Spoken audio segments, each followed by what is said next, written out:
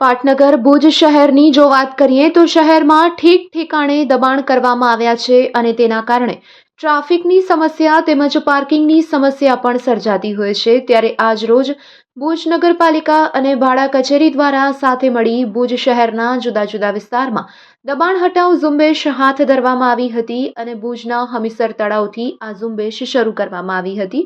હમીસર તળાવની આસપાસ જેટલા પણ દબાણકારો હતા તેઓના દબાણ હટાવવા માટે તેઓને નોટિસ પણ પાઠવવામાં આવી હતી અને તેઓના દબાણ દૂર કરાયા હતા। આજરોજ અમારી ટીમ દ્વારા ભાડા કચેરીના અધિકારી સાથે વાતચીત કરવામાં આવી ત્યારે તેમના દ્વારા જણાવવામાં આવ્યું હતું કે દિવાળીના સમયમાં કલેક્ટર દ્વારા દબાણ હટાવવા માટેની નોટિસ આપવામાં આવી હતી, પરંતુ દિવાળીના દિવસોને જોતા નાના તેમજ મધ્યમ વર્ગને મુશ્કેલીનો સામનો ન કરવો પડે તે હેતુસર આ દબાણ હટાવ ઝુંબેશ અટકાવવામાં આવી હતી અને ત્યારબાદ હવે ફરી પાછી આ ઝુંબેશ શરૂ કરવામાં આવી છે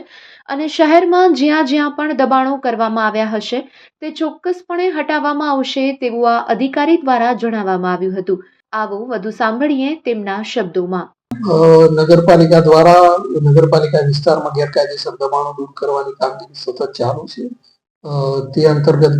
ગઈકાલે પણ હમીસર તળાવની આસપાસના દબાણો દૂર કરવામાં આવ્યા હતા। આજરોજ જે નવી પ્રાંત કચેરી બનેલી છે તેની સામે જે એક વાડો બનાવીને દબાણ કરવામાં આવ્યું તે દૂર કરેલી છે અને 2 કેબિનો પણ નગરપાલિકા દ્વારા જપ્ત કરવામાં આવેલી છે। નગરપાલિકા દ્વારા સતત ચાલુ છે દબાણ દૂર કરવાની પ્રક્રિયા અને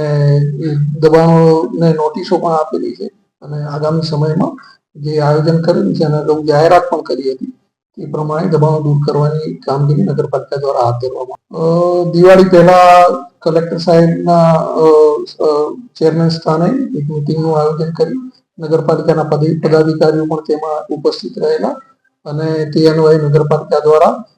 વિવિધ વિસ્તારોમાં દબાણ દૂર કરવાની કામગીરી હાથ ધરેલી હતી, પરંતુ દિવાળીના પ્રસંગને ધ્યાને રાખી નગરપાલિકાના પદાધિકારીઓ દ્વારા લોકોને કનડગત ના પહોંચે તે માટે